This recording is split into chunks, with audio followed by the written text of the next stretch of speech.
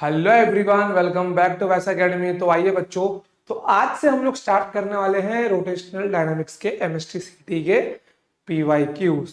ठीक है बच्चों, और मुझे पूरी उम्मीद है कि जो लेक्चर्स मैंने आपके लिए हैं आपने उनको अच्छे से रिवाइज किया होगा।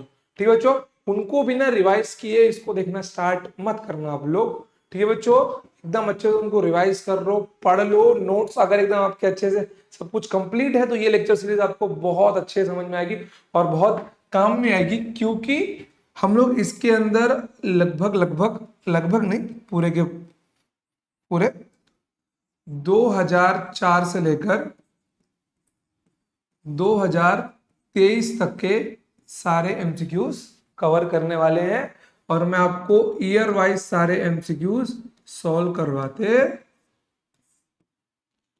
चलूंगा। ठीक है बच्चों, तो ये आपको अच्छे से ध्यान में रखना है कि हमको लगभग लगभग 350 के आसपास क्वेश्चन सॉल्व करने हैं। ठीक है बच्चों, 350 के आसपास क्वेश्चन हमको सॉल्व करने हैं।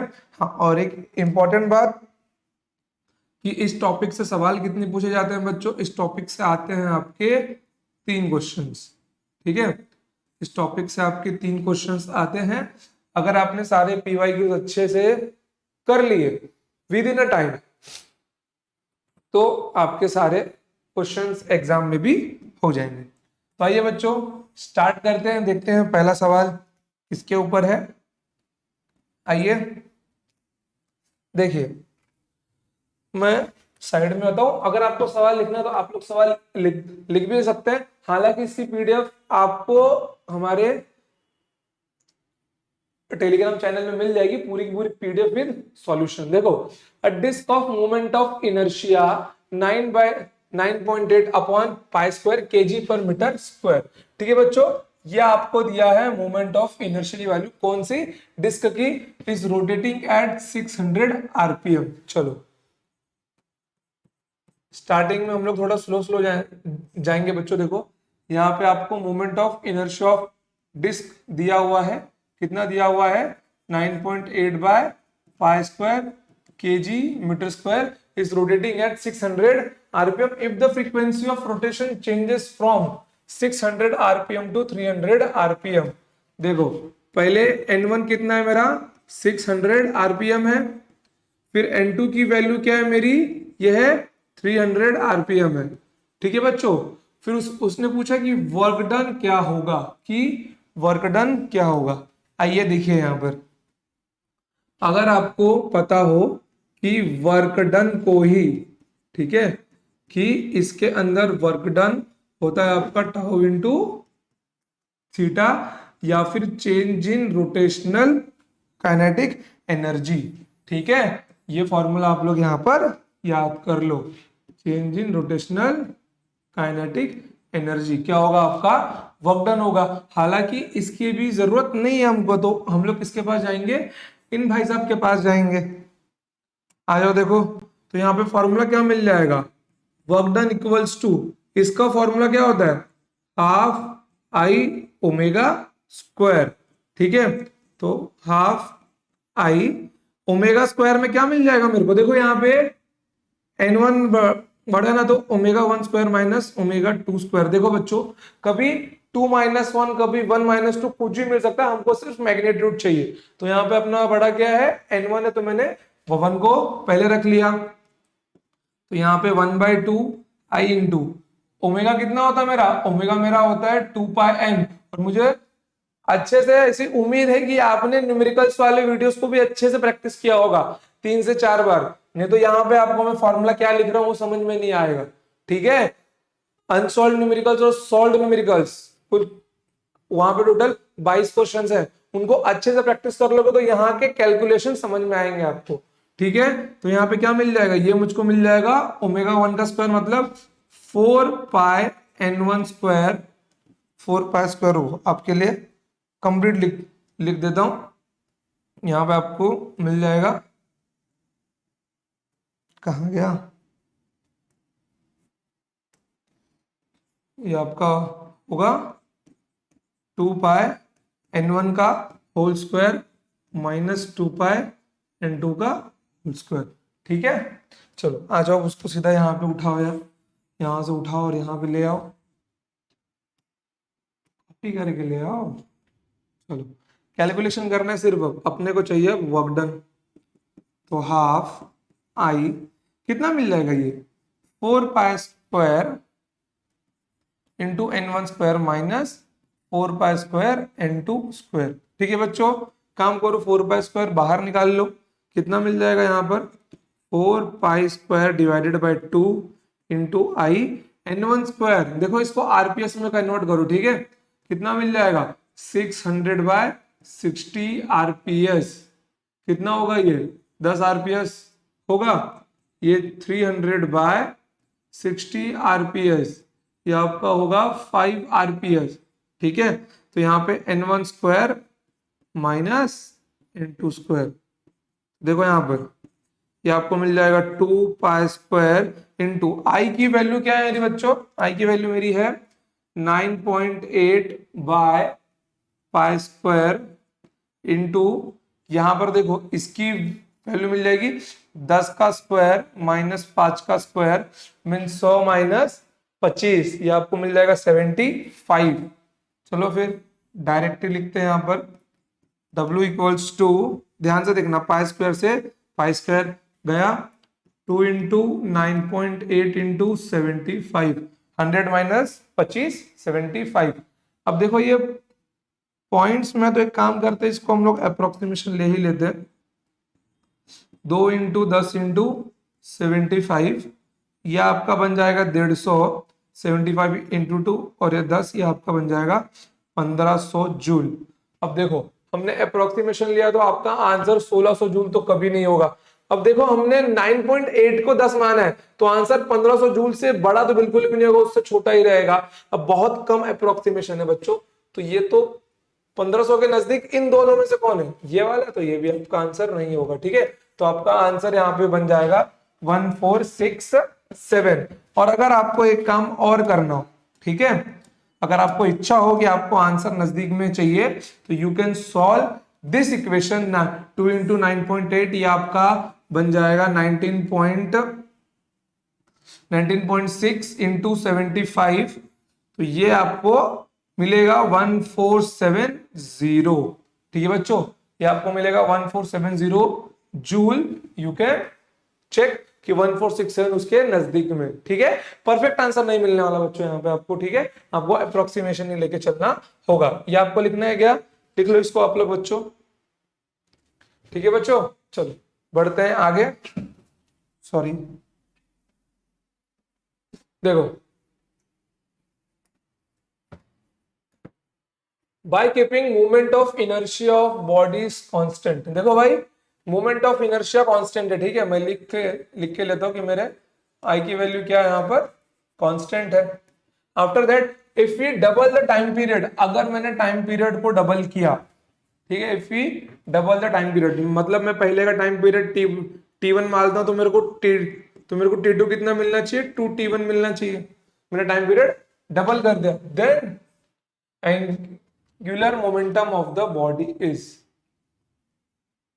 ओके। तो ये पूछ रहा है कि एल के साथ में क्या होगा, जो नया एल मेरे को मिलने वाला है वो क्या होगा, वो कांस्टेंट रहेगा, हाफ बन जाएगा, डबल बन जाएगा, फिर क्वाड्रुपल्स बन जाएगा। मतलब यहाँ पे ये L2 और L1 के बीच में रिलेशन पूछ रहा है। क्या पूछ रहा है ये, L2 और L1 के बीच में रिलेशन पूछ रहा है।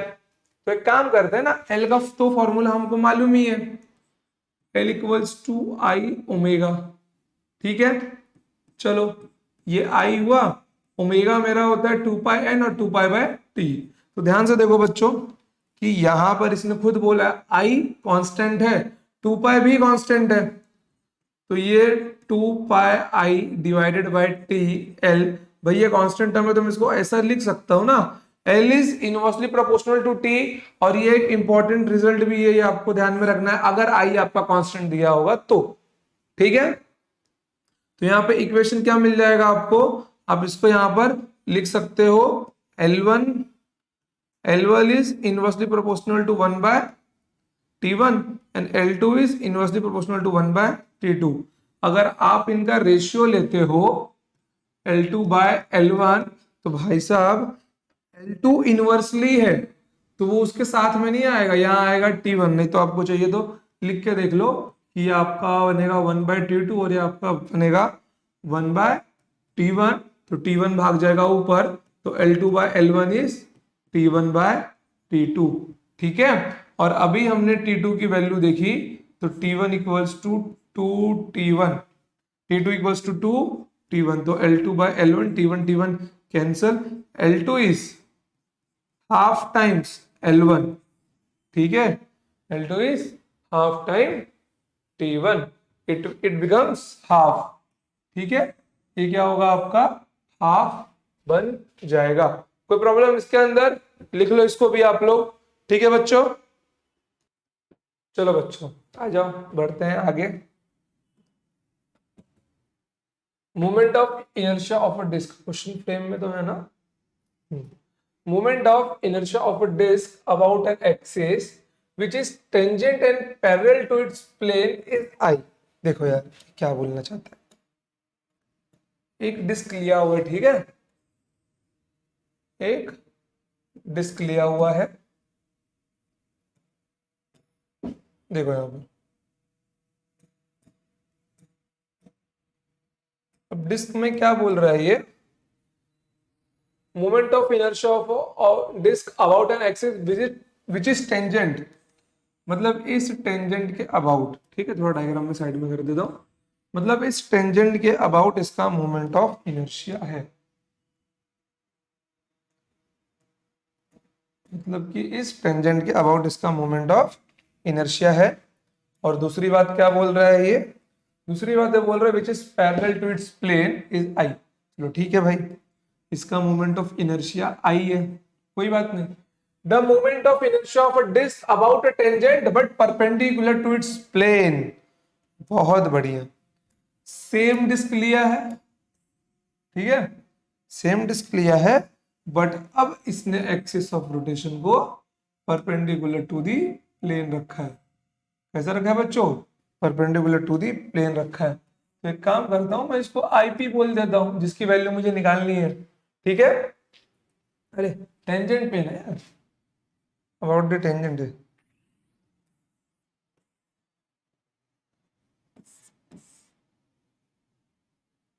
अबाउट द टेंजेंट है। चलो अब ध्यान दो यहां पर बाल को, कि हम सबको पता है कि इसका मोमेंट ऑफ इनर्शिया पहले निकालना पड़ेगा, फिर बाद में डाल के सॉल्व करना पड़ेगा। तो भाइयों और बहनों, अगर आपको याद होगा तो हम लोग ने निकाल चुका है प्लेन में टेंजेंट का भी और परपेंडिकुलर का भी डिस्क के केस में। ठीक है, बट फिर भी एक बार आपके लिए मैं निकाल देता हूं। यहां पर मैं लगाऊंगा पैरेलल एक्सिस थ्योरम, ये होगा डिस्टेंस r। ठीक है, तो यहां पे मेरे को I की वैल्यू क्या मिल जाएगी, ICOM plus MR square. ICOM मतलब moment of inertia of disc about centre of mass, और ध्यान से देखो ये अबाउट डायमीटर है, तो यहाँ पे कितना मिलना चाहिए, अबाउट डायमीटर डिस्क का, ये मेरा होता है MR square by 4 plus MR square, तो ये आपको मिल जाएगा 5/4 MR स्क्वायर, आई की वैल्यू। ठीक है बच्चों, आ जाओ अब आईपी निकालते हैं। तो बस मेरे प्यारे बच्चों, यहां पर भी तो पैरेलल एक्सिस थ्योरम अप्लाई होगा। स्ट्रेट लाइन नहीं लग रहा क्या, बना देते हैं यार स्ट्रेट लाइन, क्या दिक्कत है, बना देंगे। ये डिस्टेंस है हमारा आर, ठीक है, तो यहां पे आई पी क्या मिलना चाहिए, ICOM प्लस MR स्क्वायर। ध्यान से देखो यार, यहां पे मिल जाएगा, ये परपेंडिकुलर टू इट्स प्लेन है, MR square by 2 in passing point centre plus MR square, कितना मिल गया, ये 3/2 MR स्क्वायर मिल गया। अब भाई और बहनों फटाफट इसको डिवाइड कर दो, तो IP अपॉन आई कितना मिल जाएगा, ये 3/2 MR square divided bye 5/4 MR square, MR square cancel. ठीक है, तो देखो यहाँ पे 2 2 जा 4, 2 भाग जाएगा ऊपर 3 के पास, तो 6/5, आई को भेज दो यहाँ पर, ये मिल गया आपको आईपी की value 6/5, 6/5, option number D. Confuse मत होना बच्चों, 5/6 भी मिल सकता है आपको अगर आपने गलती से I/P कर दिया तो, और आप लोग वो आंसर मार आओगे। तो ध्यान से देखना क्या पूछा है, ठीक है, लिखना है, लिख लो यार। चलो आगे बढ़ते हैं बच्चों। एक बात ध्यान में रखना कि ये सीरीज कम से कम 10 से 12 वीडियोस तक जाएगी आपकी, ठीक है, क्योंकि हमको लगभग लगभग 350 के पास क्वेश्चन कवर करना है। तो मैंने टारगेट रखा है कि कम से कम हम लोग 30 के आसपास क्वेश्चंस अगले टाइम से टारगेट रखेंगे, क्योंकि सारे क्वेश्चंस हमको अरेंज करने पड़ते हैं, ठीक है बच्चों। तो आज में भी उतने क्वेश्चंस अरेंज नहीं है, बट कोई नहीं, आज जितने क्वेश्चंस भी आप लोग देखोगे यहाँ पर, उसको घर पे से अच्छे से 2 से 3 बार आप लोग रिवाइज करना, ठीक है बच्चों। आ जाओ नेक्स्ट क्वेश्चन देखो आप लोग, क्वेश्चन नंबर 4 देखो बच्चों, ठीक है। मे बी ये आप सबको आता होगा क्या, कुछ एंगल ऑफ बैंकिंग किस पे इंडिपेंडेंट होता है, ठीक है, वो किस पे डिपेंडेंट नहीं करता। चलो एक बार पहले फॉर्मूला लिख के लेते हैं। Theta equals to tan inverse of root of r g tan theta plus mu divided by 1 minus mu tan theta. Confuse मत होना, मे बी आपने मिनिमम वाला लिखा होगा, मैंने मैक्स का लिख दिया है, ठीक है बच्चों। चलो अब देखो यहाँ पर speed of the vehicle, definitely यार उस पर तो डिपेंड ही करता है ये। रेडियस ऑफ द कर्वेचर उस पर भी डिपेंड करता है। हाइट ऑफ इंक्लिनेशन 10 का टर्म है, उस पर तो डिपेंड ही करना होगा इसको। तो इसका आंसर क्या आएगा, नन ऑफ दिस। चलिए वेट,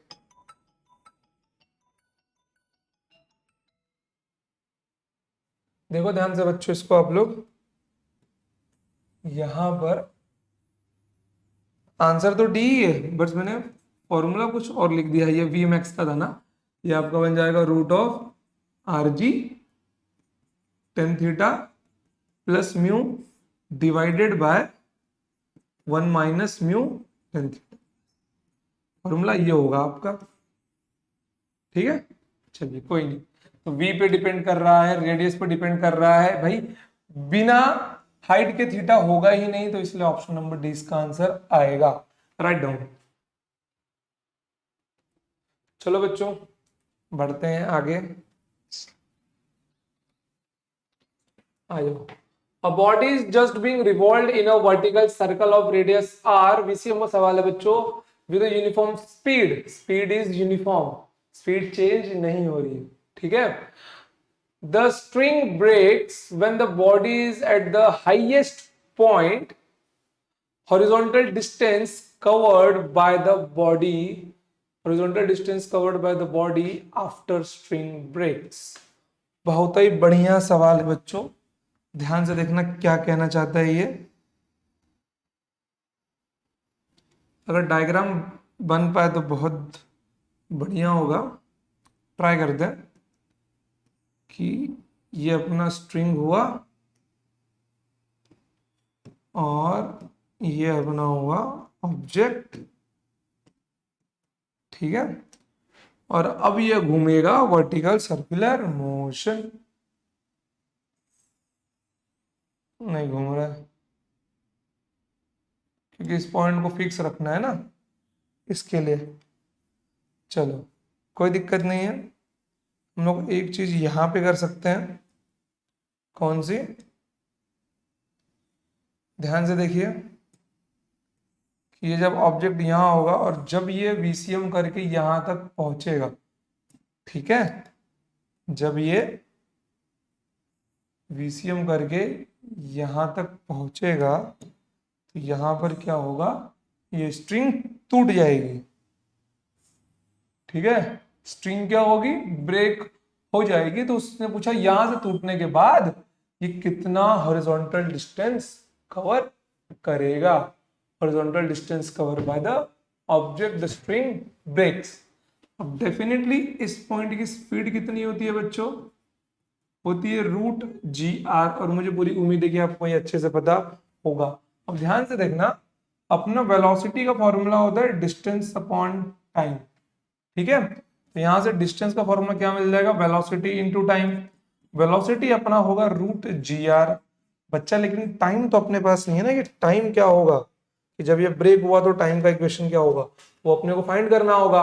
क्वेश्चन में और क्या इंफॉर्मेशन दिया हुआ है, body just being revolved in a vertical circle of radius r, ये आर है भाई, ये भी आर है, विद यूनिफॉर्म स्पीड। ध्यान से देखो यार, विद यूनिफॉर्म स्पीड, अगर स्पीड यूनिफॉर्म है तो बच्चा वहां पे एक्सेलरेशन नहीं होगा, ठीक है। ध्यान से रखना कि इस पॉइंट के ऊपर यू स्टिल अभी जीरो था जब मैंने घुमाना स्टार्ट किया, और जब ये यहां से ब्रेक होगा, जब ये यहां से ब्रेक होगा तो उसके ऊपर कोई एक्सटर्नल फोर्स नहीं होगा, केवल उसको एक वेलोसिटी मिली होगी, ठीक है।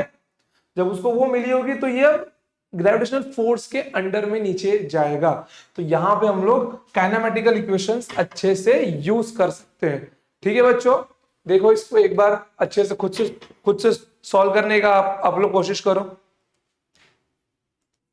ठीक है बच्चों। ट्राई कीजिए खुद से इस क्वेश्चन को सॉल्व करने का आप लोग, ठीक है।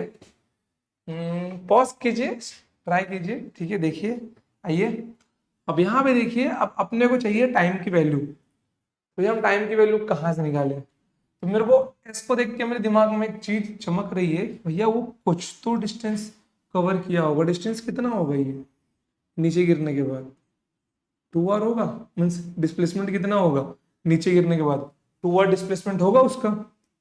तो h का फॉर्मूला क्या बन जाएगा, मोशन अंडर ग्रेविटी के टर्म्स में अगर इसको लिख रहा हूं तो ut plus half g t square, u की वैल्यू तो मेरी जीरो है, तो h equals to half g t square, और h मेरा है 2r, it is my half g t square. बच्चों इसको डिस्टेंस में समझना, ये डिस्प्लेसमेंट है आपका, ठीक है। जब ये ऑब्जेक्ट नीचे ऊपर से नीचे गिरेगा, ठीक है, तो ये कितना डिस्प्लेसमेंट कवर करेगा, 2r ही करेगा, डिस्टेंस भले कुछ भी हो।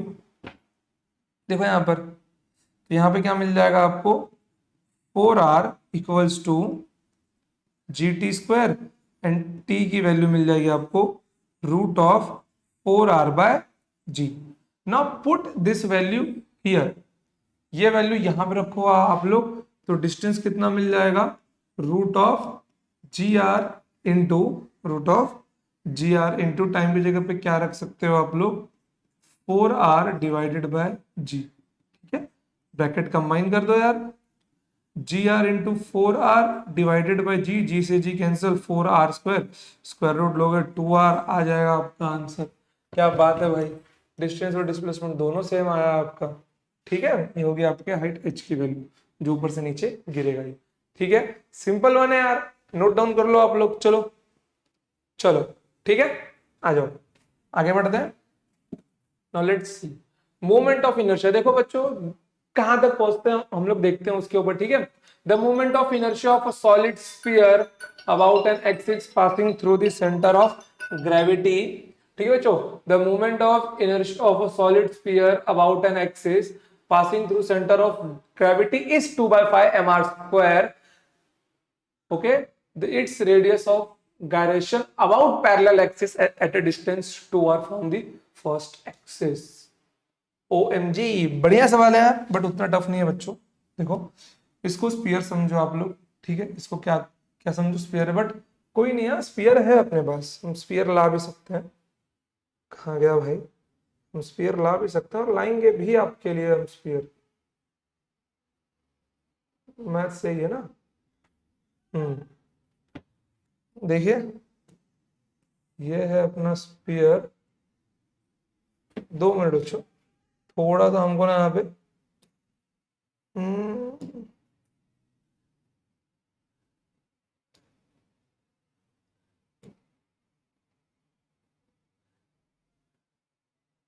चलो प्रिपरेशन मोड पे आ गए हम लोग। अब यहां से इसको करना होगा अपने को कॉपी, और बगल वाली साइड में करना होगा पेस्ट। बहुत बढ़िया, आ जाओ, चलो देखो आप लोग, क्या बोला इसने? The moment of inertia of solid sphere about an axis passing through centre of gravity. Definitely यार यही होगी वो एक्सिस, ठीक है। वो एक्सिस कौन सी होगी? यही होगी। चलिए, इस 2/5 mr², we all know that भाई कि यहाँ पे जो आई की वैल्यू बनेगी वो बनने वाला है 2/5 mr²। After that its radius of gyration, मतलब वो के की वैल्यू पूछ रहा, ठीक है।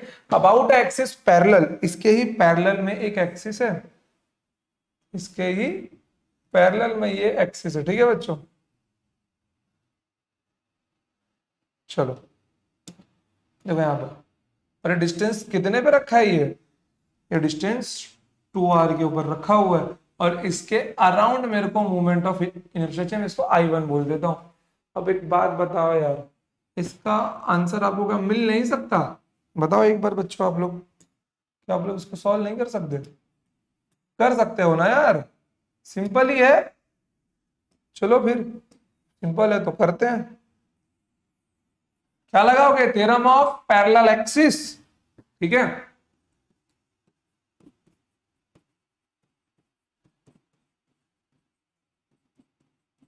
By theorem of parallel axis we can say that कि I1 की वैल्यू होगी ICOM प्लस M। अब एक काम करो, इस डिस्टेंस को बोल दो D, ठीक है, इक्वल्स टू MD²। R² को रेडियस मत पकड़ना, R² होता है दो पैरेलल एक्सिस के बीच का डिस्टेंस, ठीक है।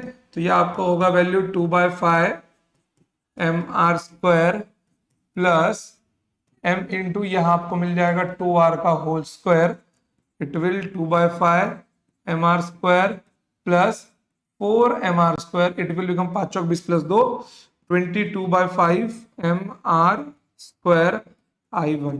और यार डेफिनेटली रेडियस ऑफ गायरेशन मैंने आपको इतना अच्छे से सिखाया है कि आपको m² की वैल्यू को कंपेयर करना पड़ेगा 22/5 mr² से। और गधो, आंख बंद करके आप लोग ऑप्शन बी यहीं पे टिक मार्क मार सकते हो, सॉल्व करने की भी जरूरत नहीं है कि m से m कैंसिल होगा, k की वैल्यू मिल जाएगी आपको √22/5r।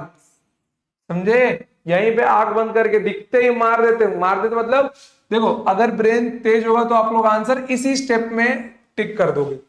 4 mr² लिख के 22/5 लिख के यहां तक जाके टिक करने की जरूरत नहीं है, सीधा दिखा भाई ये 4 mr² बन रहा है, 5 चौक 20 प्लस 2 22, 22/5 मेरा आंसर होगा। 22/5 मेरे आंसर में आना ही चाहिए, भले वो रूट में आ रहा तो मैं क्या करूंगी, अब मेरा आंसर है तो है, ठीक है। लिख लो इसको, आप लोग नोट डाउन कर लो, ठीक है बच्चों। चलो यार लेट्स गो मूव अहेड। लिख भी लिया यार, इसको डिलीट कर दो इसको, 2 मिनट स्लाइड ऐड करके देखिए जरा, नहीं ये दोबारा ही हो रहा है, इसको डिलीट करना पड़ेगा अपने को। चलो भाई ये डिलीट हुआ, कम टू नेक्स्ट स्लाइड, आ गया। The movement of inertia of uniform circular disk of radius r and mass m about an axis touching the disk at its diameter and the normal to the disk, answer is 3/2 mr²। बच्चों अब इस step पे आके तो आपको पढ़ के ही answer tick mark करने आना चाहिए। भाई क्या बोल रहे हैं? Movement of inertia of uniform circular disc, ठीक है, of radius r, mass m about an axis touching to the disc, ठीक है। मतलब देखो डिस्क थोड़ा हम लोग अच्छे से बनाते हैं, क्योंकि ये क्या बोला, टेंजेंट है और नॉर्मल टू द डिस्क है। भाई देखो यार ये डिस्क होगा अपना, ठीक है, ये डिस्क होगा, तो कैसा होगा, नॉर्मल टू द डिस्क, और ये टेंजेंट होगा ना भाई। वो इसके अराउंड मूवमेंट ऑफ इनर्शिया पूछ रहा है, अभी तो निकाला यार कि ये डिस्टेंस r होगा, यहां होता है अपना mr²/2 इसके लिए, तो इसका जो I मिलने वाला है वो क्या मिलने वाला है, mr²/2 प्लस mr², मतलब I² plus mr², this will become 3/2 mr²। Option number c खत्म बात, क्या दिक्कत है यार। चलो बढ़ते हैं आगे नेक्स्ट क्वेश्चन के ऊपर, इसके ऊपर और टाइम देने की जरूरत नहीं है, नहीं समझा वीडियो फिर से रिपीट करके देखो यार बच्चों। When a ceiling fan is switched off and Angular velocity falls half to while it makes 36 rotations. How many more rotation will it make before coming to rest?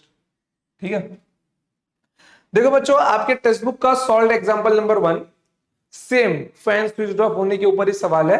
अगर वो आपको अच्छे से समझा होगा तो ये भी आप अच्छे से कर सकते हो। Tried by yourself, pause the video and question अच्छे से लिख के ट्राई करो। चलो आ जाओ। नंबर ऑफ रोटेशंस पूछ रहा है ये। डेफिनेटली हमने वहां पे क्या यूज किया था, थीटा, थीटा निकाला था और theta equals to 2 pi n था, तो थीटा जितना मिला था 2 पाई से कैंसिल आउट करके एन की वैल्यू मिल गई थी। ठीक है, आ जाओ। तो अब यहाँ पे कितना मिलना चाहिए अपने को, देखो यहाँ पे क्या बोल रहा है, जैसे ही पंखा बंद हुआ तो उसका क्या हुआ, angular velocity falls to half, क्या हो गया, आधा हो गया। ठीक है, क्या हो गया, वो आधा हो गया।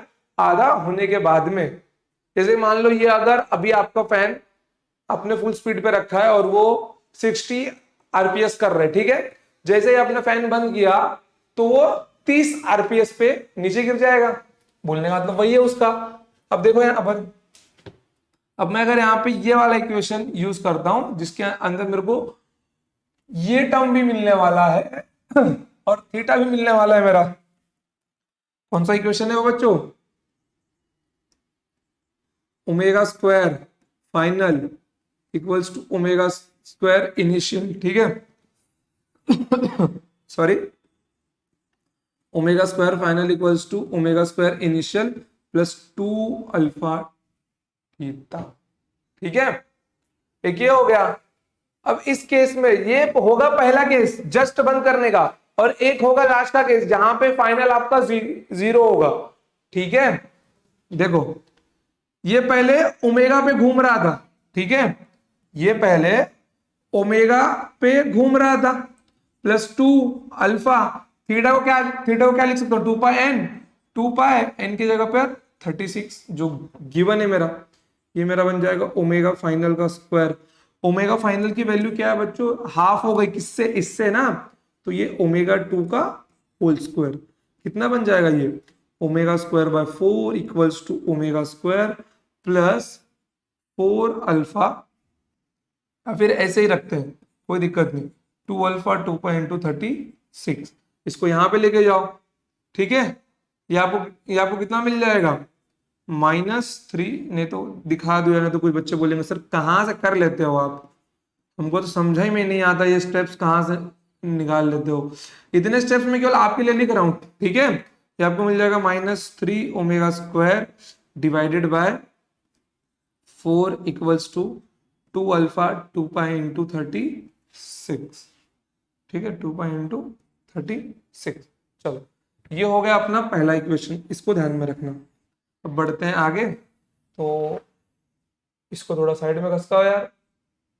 चलो अगला इक्वेशन क्या था अपना, सेम पहले केस में ओमेगा इनिशियल जो पहले वाला था, ओमेगा फाइनल जो जस्ट हाफ हुआ। सेकंड केस में बंद होने के बाद का केस लेना है। ठीक है, बंद होने के बाद ओमेगा इनिशियल क्या होगा, ओमेगा बाय 2।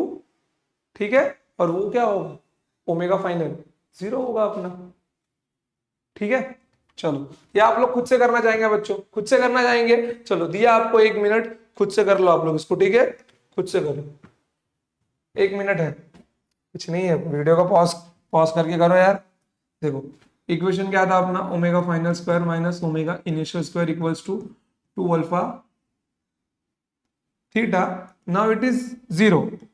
ये तो हो गया 0 क्योंकि अब फाइनल हो गया है। ये होगा ओमेगा स्क्वायर 2 अल्फा थीटा, यहाँ पे कितना मिल जाएगा आपको, minus omega square equals to 2 alpha into theta होगा 2 पाई एन, जिसकी वैल्यू मुझे अब निकालनी है, जिसकी वैल्यू अब क्या निकालनी है, मुझे वैल्यू निकालनी है। अब देखो ये क्या दिखा रहा है, एक काम करो, जो लास्ट का पार्ट था ना उसको मत लो, ये हो गया वो पार्ट कि उसने 36 रोटेशन तक, ठीक है, ये 36 रोटेशन किया इसने परफॉर्म। अब एक काम करो, पूरा निकालो, पूरा overall, omega final 0, omega initial omega, पूरा निकाल के इसको इसको इसको माइनस कर दो तो भी इक्वेशन मिल जाएगा।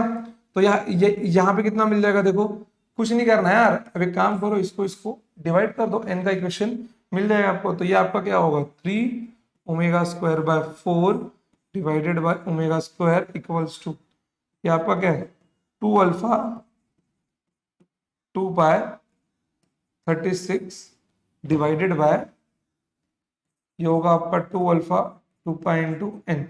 2 पाई से 2 पाई गया, 2 अल्फा से 2 अल्फा गया, ओमेगा स्क्वायर से ओमेगा स्क्वायर निकल जाएगा। ठीक है, यहाँ पे माइनस था ना, वो भी उससे काट लिया एक दूसरे को, तो यहाँ पे क्या मिल जाएगा आपको 3/4 इक्वल्स टू 36/n। तो ये जाएगा 12 टाइम्स, तो n की वैल्यू आ गई 48। अब देखो हमने क्या किया, मेरा सीलिंग फैन ऑन था, मैंने बंद किया, ओमेगा की वैल्यू घट के आधी हो गई, पहले ओमेगा थी फिर क्या हो गई ओमेगा बाय 2 हो गई, ये हो गया पहला केस। ठीक है, अब लेते हैं एक ओवरऑल केस। ओवरऑल केस क्या होगा, पंखा मेरा ओमेगा पे चल रहा था और लास्ट में क्या हो गया ओमेगा 0 हो गया। भाई बड़े केस में से इस केस को माइनस कर दो, जो एन की वैल्यू मिलेगी, जो एन की वैल्यू मिलेगी टोटल वाले को, उसमें टोटल एन से इस 36 को माइनस कर दो ना, तो उसने कितना और रोटेशन किया मेरे को मिल जाएगा। सिंपल सी बात है। Then how many more rotation will it make before coming to rest, before coming to rest. Definitely यार जो फाइनल वाला होगा, जिस एन की वैल्यू हमको चाहिए, वो क्या होगा, काम करते हैं उसको स्मॉल एम ले लेता हूं, वो होगा 48 माइनस 36 ना, क्योंकि ये ओवरऑल है और ये जस्ट पंखा बंद होने के बाद का है, तो ओवरऑल में से इसको माइनस कर दोगे तो वो अपने को मिल जाएगा, ये अपने को मिल जाएगा 12। तो वो 12 रोटेशन और परफॉर्म करेगा, क्योंकि 36 तो पहले ही कर चुका है, 12 और परफॉर्म करेगा, तब तो जाके टोटल 48 बनने वाला है वो। ठीक है, तब तो जाके टोटल 48 बनेगा। तो option number D is my correct answer. ठीक है बच्चों, कोई प्रॉब्लम इसके अंदर, राइट डाउन। ठीक है बच्चों, चलो लिख लिया आप सबने। जगह देखो, two spheres of equal masses, one of which is the thin spherical shell and the other a solid, have a same moment of inertia about their respective diameters, the ratio of their radii will be। भाई definitely ये क्या बोल रहा है यार, बहुत simple सवाल है, ये बोलना चाहता है moment of inertia of solid sphere. ठीक है, एक सॉलिड है और एक स्फेरिकल है। ठीक है, moment of inertia of solid sphere is equals to moment of inertia of hollow sphere या फिर स्फेरिकल शेल, जो बोल लो आप लोग। ठीक है, दोनों बराबर है। ये कितना होगा 2/3 mr। देखो पहले थिन वाला दिया है, बाद में सॉलिड वाला दिया है, तो मेरे को थिन वाले से सॉलिड का रेशियो चाहिए। ठीक है, मतलब मेरे को निकालना क्या RH/RS का रेशियो। ठीक है, देखो यहाँ पे ये RH का होल स्क्वायर और ये 2/5 mr/s का होल स्क्वायर, पूरा तो कैंसिल नहीं होगा यार, 2m कैंसिल हो गया, तो RH/RS square square equals to 3/5। तो RH/RS कितना मिल जाएगा आपको, RH ratio RS, it will √3/√5। Simple सवाल है यार। ठीक है, चलो लिखना है इसको, लिख लो। चलो देखो यार, नेक्स्ट वन देखो बच्चों, इंपॉर्टेंट वन नहीं बोलूंगा मैं, क्योंकि इस टाइप का सवाल अब आपके सिलेबस में आता ही नहीं है। क्योंकि देखो यहाँ पर, क्योंकि आपके टेक्स्ट बुक में वो पोर्शन दिया हुआ ही नहीं है कि अगर किसी ऑब्जेक्ट में से कोई बॉडी हम लोग काट के निकाल दे तो तब के केसेस क्या होंगे। ठीक है, देखो यहाँ पर क्या लिखा है, from a disc of radius r, from a disc of radius r a concentric circular portion, a concentric circular portion. सवाल भी देख लो बच्चों, कब का है, 2009 का है। ठीक है, अ कॉन्सेंट्रिक सर्कुलर पोर्शन, इस टाइम पे तो मैं भी स्कूल में था, 12th में नहीं था। ठीक है, a concentric circular portion of radius r is cut out। ठीक है, क्योंकि सिलेबस बहुत टाइम चेंज हुआ और आपको अपने स्टेट बोर्ड के सिलेबस को ही फॉलो करना है। जो टॉपिक्स दिए गए हैं सीडी के क्वेश्चंस भी उनसे थोड़े ऊपर आएंगे, ज्यादा ऊपर आने वाले नहीं है, फिर भी क्वेश्चन अच्छा है, हमने कंसेप्ट किया हुआ है तो हम लोग इस क्वेश्चन को भी सॉल्व करके देखेंगे। ठीक है, cut out so as to leave an annular disc of mass m। ठीक है, the moment of inertia of this annular disk about the axis perpendicular to its plane and passing through its center of gravity is। Definitely यार देखो ये क्या बोलना चाहता है कि उस बॉडी का मोमेंट ऑफ इनर्शिया बताओ, ठीक है, ऐसा, चलो ठीक है कोई नहीं बना लेते, उस बॉडी का मोमेंट ऑफ इनर्शिया बताओ जो पहले क्या था, जो पहले फुल मास था, ठीक है। फिर हमने क्या किया, हमने थोड़ा सा हिस्सा उसका काट के निकाल लिया, ठीक है, हमने थोड़ा सा हिस्सा उसका काट कर निकाल लिया। जब थोड़ा सा हिस्सा उसका काट के निकाल लिया तो वो कुछ ऐसा बन गया, ठीक है, वो कुछ ऐसा बन गया। तो उसने क्या बोला भैया, ये देखो, ये उसने बोला है ये है रेडियस आर और ये है रेडियस कैपिटल आर, ठीक है। अगर मैं इस फिगर के यहां से एक परपेंडिकुलर एक्सिस ऑफ रोटेशन रखता हूं, ठीक है, ध्यान से देखो, अगर मैं यहां पर एक्सिस ऑफ रोटेशन रखता हूं तो क्या होगा, ठीक है बच्चों,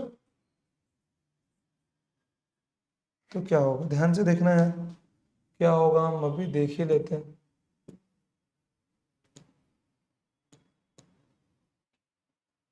ठीक है, ऐसा कुछ फिगर मेरा होगा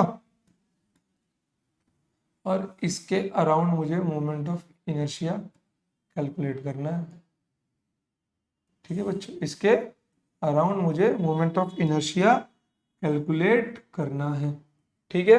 क्या आप लोग खुद से ट्राई करना चाहेंगे इसको, क्या आप लोग खुद से इसको ट्राई करना चाहेंगे?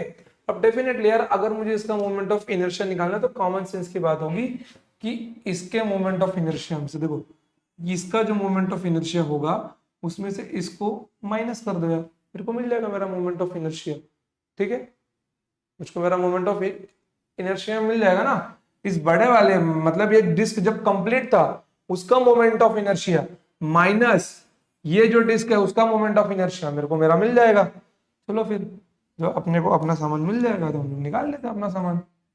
चलो यार फिर आपको खुद से ट्राई करना है एक बार, ठीक है, चलो यार ट्राई करते हैं लाइव में, ट्राई कर लाइव मतलब मैं आपको टाइमिंग दे देता हूँ, 1 मिनट का टाइम, 1 मिनट का टाइमर रखते हैं, ठीक है, ये बड़ा काय हो जाता है बार बार, 1 मिनट का टाइमर रखते हैं हम लोग, ठीक है। चलो सॉल्व करो आप लोग, तब तक मैं फ्रेम के बाहर हूँ, सॉल्व कर लो।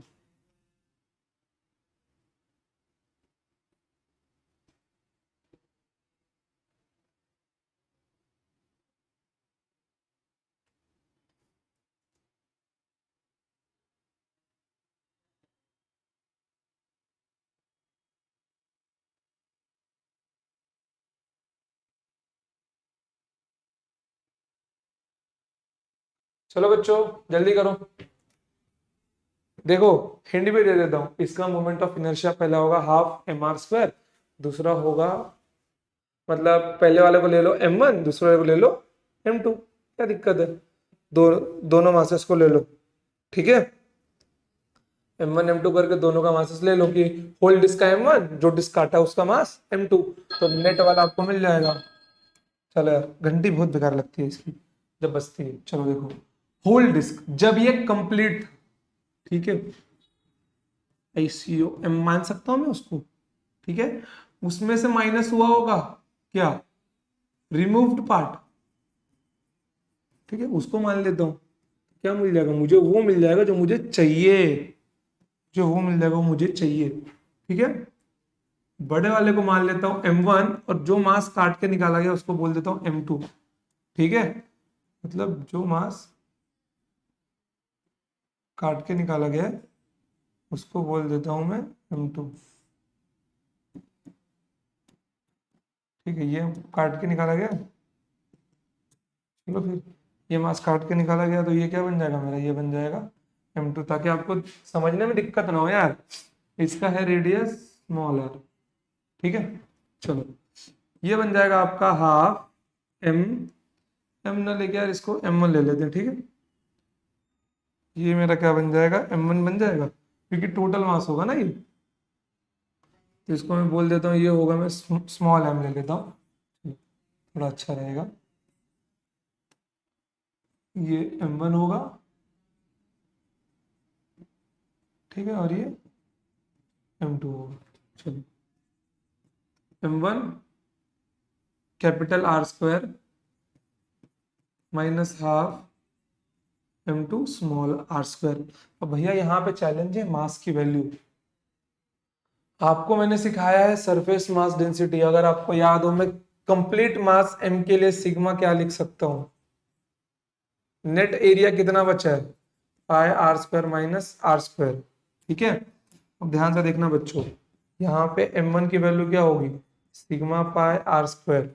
m1 के लिए मैं सिग्मा में m1 के लिए क्या लिख सकता हूँ? m1 upon pi are square. तो m1 रख के बाकी सब मैंने वहां पे भेज दिया। सेम m2 के लिए क्या लिख सकता हूं मैं? Sigma pi are square. ये प्रॉब्लम है? सिग्मा की जगह क्या ले लेगा बच्चों? सिग्मा की जगह ले लेगा ये। ठीक है, चलो रख दो यार।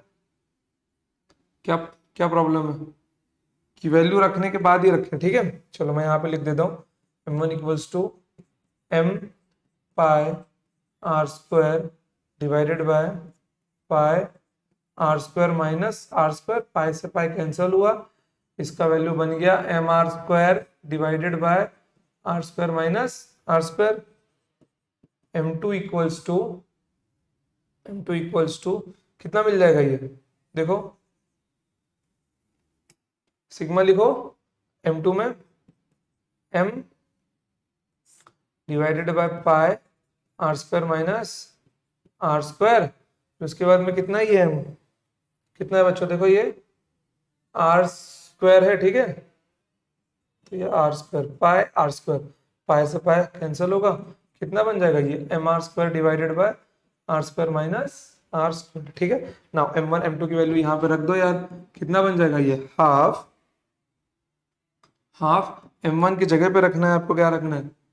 m r square divided by are square minus are square into r की पावर 4। ठीक है, r square minus are square into r की पावर 4 माइनस 1/2 इंटू m2 की जगह पे क्या रख सकते हो? M are square divided by are square minus are square into r की पावर 4। नाउ यहाँ पे एक काम करो, क्या क्या क्या क्या कॉमन निकाल सकते हो आप लोग कॉमन निकाल सकते हो हाफ m कॉमन निकाल सकते हो।